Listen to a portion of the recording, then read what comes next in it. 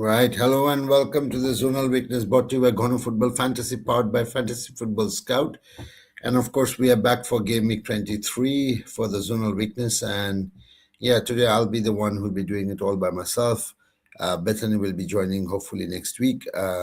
So yeah, you'll have to bear with me for now. And yeah, let's get straight to the Zonal Weakness. And of course, this is the weakness. Zonal Weakness for Game Week 23. And if you haven't followed or liked or subscribed, please do give us a follow. And yeah, we are producing regular content. So yeah, your support would be very much appreciated. And all the stats that you see are taken from Fantasy Football Scout members area. And if you're interested, then click in the link in the description below. And yeah, you'd probably get a discount. And I think it's quite important tool to play FPL, to be honest, because it allows you to take this informed and evidence-based decision, which is quite critical given the amount of matches and all the quick turnaround and the matrices for performance is kind of measured. So yeah. So let's have a look at Game Week 23 for the zonal weakness. And this is the slide one that you get to see here. And obviously, the first choice that really comes into our attention is Tottenham. Now, not really sure as to how Tottenham are really going to perform, to be honest, because they have been a bit hot and cold at the same time. But now they're playing Burnley, who happens to be one of the weakest defensive side. And I think that's what allows them to become a part of the discussion right now. And as you can see, Burnley have actually conceded 35 chances down their right flank, 27 chances are down the center, and of course 27 chances down the left flank. And they're ranked obviously worst, and second worst, or second from the left flank. And this is where we could expect Solanke and, of course, Tell. I'm not sure whether he'll start or not, but Xavi is a good shout in a sense that, again, whether he was going to start. But Porto looks interesting in this particular fixture. In terms of the headed considered, you can see Romero is the one who's also been colored a little bit because they have considered 22 chances and a ranked third. So, yeah, it looks overall a good fixture for Tottenham. But again, it's Tottenham, so we're not quite sure whether they will be the one that really performs at its best or whether they'll have an underperforming game. So, yeah, it's quite something to watch out. But I think if I was to pick any of them, I would just pick Pedro Porro from this particular team. Moving on to the next fixture, which is, of course, Burnley versus Liverpool. And I think there's a bit of a talk now that Salah is back. And in this particular zone is where Bournemouth seems to be quite weak, considering 32 chances down the left flank and a ranked worst. And this is where Salah and Szoboszlai will be playing. Szoboszlai, of course, missed the penalty last week. But I think with Salah now, I think Szoboszlai is expected to move towards the middle rather than to play at the left flank.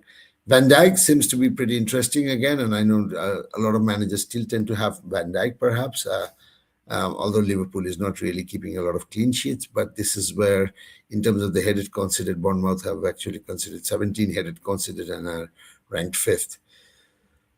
But Liverpool has been underperforming, so we all know that. So I'm not sure if anybody would like to invest in Salah with such a price, given the form that Liverpool finds itself. Wolves versus Manchester City, and I think this is a fixture perhaps that would, make us scream with joy. But unfortunately, Wolves have been over the couple of weeks have shown really good, solid defensive numbers, and I think that is kind of reflected here. Is that you can see from the right flank and the center, they are not really doing worse, 9th and ranked 18th, particularly where Haaland is occupying. But from the left flank, there's a little bit of vulnerability still, where they have considered 20 chances and a rank 6. And I think this is where Cherki and Semenyo, who just got transferred from Bournemouth, is likely to play and occupy this position. So there could be an interesting shout. But Doko and Reindeers and, of course, Cherki and Semenyo still remain in the conversation, largely due to the fact that, in terms of crosses conceded from the right flank, 81 crosses have been conceded by Wolves and they're ranked worst. And of course, 65 crosses have been considered by Wolves from the left flank where Cherki and Semenyo play. So their possibility of even getting an assist is also there.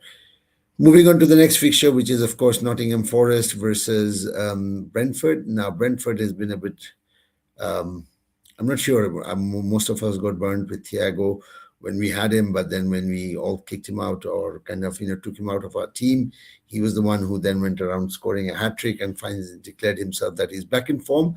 Typical FPL, of course, but here Shada seems to be the one who is kind of standing out, and this man has been on quite some form. 24 chances been considered by Nottingham Forest, where they are ranked 5th in terms of all the teams. And I think Rico Henry and Kevin Shada are the ones that really stands out in this particular fixture. Crystal Palace versus Chelsea. Obviously, Garnacho and Cucurella draws our attention due to the fact that 26 chances have been considered by Crystal Palace from the right flank, and they're ranked 3rd. But in terms of the headed considered, I think Chalobah is again back in the conversation as a defender, doing quite well this season, and is one of the top defenders, at least in the terms of the ranking or points so far. They have considered 23 chances, Crystal Palace, and they are ranked 2nd. So, yeah, I wouldn't be surprised if Crystal Palace actually a little bit out of form and looks a little bit all over the place, to be honest. So, yeah. This could be a match where Chelsea might walk out with a clean sheet and a few goals here. But again, Crystal Palace might showcase their form again, and you never know. But yeah, so far, looking at the current performance, I would say it is Chelsea's to lose, actually. Everton versus Leeds, and I think this is going to be an interesting game, particularly Everton sitting deep and defending and have been performing very well against under Moyes, but Leeds have been quite attacking, and I think this is where Calvert-Lewin, the man who is in form, 23 chances considered by Everton down the centre and are ranked 3rd, and this is where Calvert-Lewin and Aronson, who happens to also score in consecutive 2 games, is also there, and he'll be occupying the particular spot. But on the right, from the left flank, of course, it's Stack and Bogle who is going to occupy this place. And this is where Everton have actually considered 25 chances and are ranked 3rd. So I think it's pretty interesting. But again, in the right flank and the left flank in terms of the crosses considered, I think Okafor and Goodmanson and Stack and Bogle again comes into conversation here in terms of the crosses with 65 or 61 from the left, from the right, ranked 5th, and of course 80 from the left and are ranked 2nd. So yeah, they could obviously find themselves in the assist section. But again, Calvert-Lewin, this could be a good match, but I think also it increases the prospects of defenders like Tarkowski to actually get some solid defensive points. So if you are having Tarkowski in your team or any other defensive assets from Everton, I think this would be a good game. You might not likely get a clean sheet, but the possibility of Leeds attacking and Everton defending with defensive points or DEFCON points likely to be accepted or accumulated by Everton defense is highly likely. Aston Villa versus Newcastle. Now, I know a lot of managers, including myself, have been very frustrated with Gordon recently. He's been scoring in every other league or tournament that he's playing except the Premier League, where it matters for FPL managers, and this is where he has not been performed. I think he's just got 1 assist over the last couple of game weeks, and I have had him in this. I think anyone who went for Bruno Guimaraes, I remember Bethany spoke about it, how she went for Bruno Guimaraes instead of Gordon, and then she managed to get those 3 double digits. But Gordon, on the other hand, have been just struggling in the Premier League. But again, this fixture looks a little bit, again, promising. And I think most of the fixtures previously also looked pretty promising, with 24 chances considered down the right flank and ranked 5th. So, yeah. Hall, on the other hand, has been pretty impressive, and I think he's been pretty unlucky as well, hitting the crossbar, trying to get quite a number of points, and he's been quite attacking, moving sometimes in the center, but also in the left flank. And I think this makes Hall's appeal quite interesting, to be honest. And I think he's really caught my attention, and I've got him in my wildcard in Game Week 19. But yeah, the points haven't really trickled or converted yet. the performance. Haven't been converted into points, but I think it's coming. And I think this is something that we should keep an eye on. Nothing much really from the Newcastle and Aston Villa one, so I'm not really going to touch upon it. I think it is there over here, and you've already got to manage to see and read it and clearly understand it. So let's move to the next one.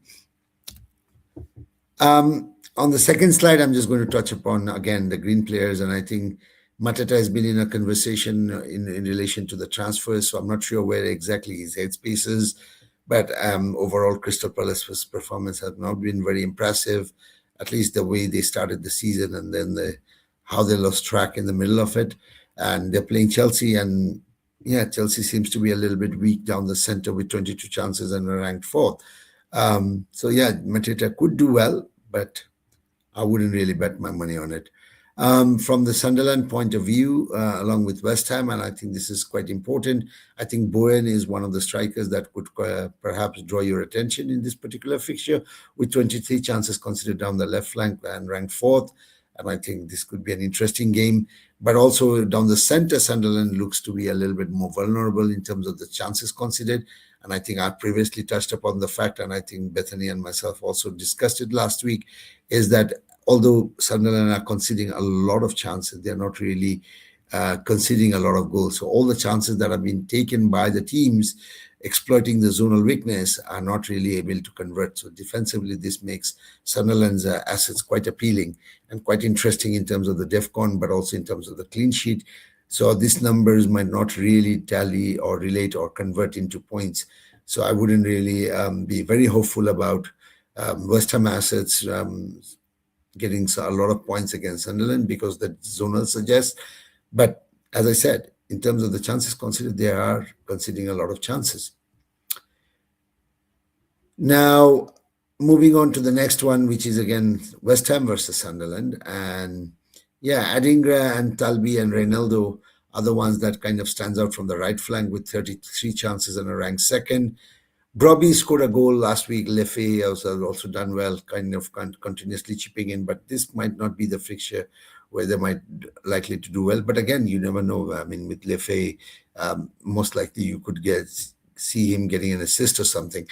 From the left flank, it looks a little bit more interesting with Xhaka and Hume playing in that position. 22 chances considered by West Ham and are ranked fifth. But in terms of the headed considered, Ballard again comes into the conversation, one of our favorite players in the beginning of the season, given his performance, with 25 chances considered by West Ham, and they are the worst side in terms of the headed considered. But in terms of the crosses considered, again, one needs to draw the attention of Adingra, Talbi and Ronaldo, with Xhaka and Hume again in terms of the number of crosses that they've considered, with ranked third and worst respectively. So yeah, that would be that. Manchester United and Arsenal, and I think following Manchester United's performance in the previous game against City, I think they're kind of quite hyped, and even performance against Manchester Arsenal in the opening fixture of the Premier League this season was also quite interesting from a Manchester United point of view. I think they really performed well. So I'm not really expecting another worse performance from Manchester United, rather a really solid performance.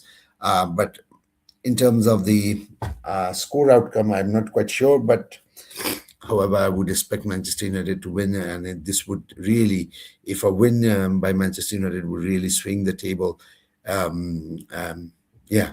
So I think the Premier League table starts to look pretty interesting since then. With 21 chances considered by Manchester United down the center and ranked fifth, I think Gyökeres is the one who's there, but Rice is also a very good option, and I think he's been doing extremely well over this throughout the season. Leeds, again, against Everton, but Everton here, we are going to focus more on the Everton asset this time, with 26 chances considered down the right flank and a ranked third. Leeds seems to be quite vulnerable, and this is where McNeil Garner is going to play. Garner has been really kind of a rock solid in the middle for Everton, and I think his defensive DEFCON points are also quite impressive. Tarkowski, on the other hand, and given that Michael Keane's suspension, Tarkowski still remains a very good option with 19 headed chances considered, and they are ranked fourth. So yeah, this is a match where Tarkowski could be again among the points, not only in terms of the DEFCON, but also in terms of the some a goal. Uh, yeah, and yeah, there's one player that I just want to talk about, and I think he's not colored, and I think that's Robinson playing against Brighton with 22 chances, and I ranked seventh. So I think this is a player who's been doing well. Fulham has looked quite solid in the defensive side, but again, Robinson, on the other hand, has looked very promising and really solid in terms of the attacks that he's taking, and also in the terms of the crosses that he's making. So yeah, I wouldn't be surprised to see Robinson back in the what you call it in the score sheet. But I think this is a one player that would be very interesting choice in this particular fixture. Nothing much to discuss in terms of the Brighton asset because I don't think so. There's anyone that's standing out. So let's move on to the zonal team of the week, and I think this is where it's quite clear that Calvert-Lewin and Bowen, given the fixtures and given the zonal data that we saw, they both kind of occupy the striking position. The midfield looks a little bit strange in comparison to the previous weeks, but Salah is back. Semenyo is now playing for City. Xavi, given that he's playing against Bournemouth. Garner is again very solid, as I said just a couple of minutes back. His performance, and of course Kevin Shada, who's been on a great form. Chaloba, I think that's largely because of the headed considered, but O'Reilly because again they are facing a weaker opponent. So I think this could be a good match in terms of City keeping a clean sheet against Wolves. But yeah, Wolves seem to have this knack of just scoring one particular goal and taking your clean sheet away. Pedro Porro is again another player that I said as we were discussing against the first fixture that he'd be the one player that I would target if I'm really going by the zonal and trying to make a transfer on this. So yeah, I think that's the team of the week. And now let's go into the goals considered, and I'll try and quickly go through the worst five teams. And again, West Ham is now on top. This is where Wolves used to occupy the position, but I think it kind of clearly showcases as to how Wolves have been solid since that game against Arsenal, and over the weeks now, they have really done well. And yeah, just conceding 41, and West Ham have conceded more than them and are ranked worst in terms of the defensive numbers with 44 goals conceded. And I think it is clear that West Ham is more leaky at home than at away. In terms of, at least if you look at the percentages, but also in terms of the total goals conceded. Burnley, on the other hand, again, weaker opponent in terms of the defensive numbers, conceding 42 total goals. Most of the goals have come through the center, but I think in terms of the home and away, it's the away performance that's very concerning for Burnley. But at the home, again, in Turf Moor, of course, in a cold winter night, they tend to sit deep and play low block. And I think that makes the goal conversion a little bit difficult for the other teams. And that's kind of reflected in the home performance in terms of the number of goals considered and the percentages that we get to see here. Wolves obviously have touched upon. Bournemouth, once upon a time when we had all Senesi and everybody who was a DEFCON magnet, now seems to be top five to now coming down to bottom five. And I think this is quite clear. 41 goals conceded over the last couple of weeks, or at least throughout the season. And this performance has been just down on a downward spiral. And I don't think so. Bournemouth is really showcasing any sort of defensive solidity at this moment. Leeds again continue to be very attacking, but again defensively quite vulnerable. But I think that the style of play kind of warrants that they will concede, and it looks like home is where they are conceding less, whereas away is where they're conceding more. So this would be another interesting competition between Everton and Leeds in this particular fixture. Now, moving on to the last and the best five, rather. Obviously, it's Arsenal who's ranked 20th. So basically, they are the best team in terms of the defensive numbers, or at least in terms of the goals conceded. And I think Gabriel Timber and even Raya is in kind of everybody's team. And there's a lot of managers out there who are kind of playing with the double Arsenal asset. Manchester City, who has this habit of nicking one goal and then losing the clean sheet. But again, that does not mean they're defensively bad. I think they've just considered 21 goals so far in the season. Yeah, so home performance seems to be solid compared to away performance. So yeah, that's something. Sunderland, as I said, and I think previously we touched upon, the number of chances are not really being converted into the number of goals. That is why when you see Sunderland in terms of the chances conceded, you see they are one of the worst teams. But in terms of the goals conceded, so basically all the chances are now being converted into goals, it really doesn't really fit in, and it gives a completely different picture and kind of merits the question that we need to ask whether Sunderland is actually a defensively solid team or a weak team.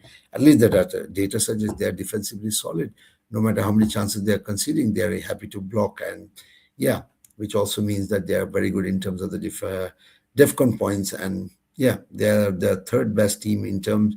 Chelsea continues to show impressive numbers, but Aston Villa is the one that I'm quite surprised because they have been performing well, but again conceding goals. But I think their numbers kind of warrant that now they are in the top five. This is where Newcastle was a couple of days back, a couple of weeks back, and as you can see, Newcastle has now moved down the pecking order with Aston Villa actually occupying that position. So yeah, I think that's all for today. I hope you enjoyed this, and my apologies if I've made some errors. But yeah, the chart is there; it's visible for everybody to see. It's been a very long and tiring day, and I'm sorry if I've made mistakes. But until then, we'll get to see you next week with Bethany, hopefully. But yeah, all the very best for the Game Week 23. Till then, take care. Bye bye.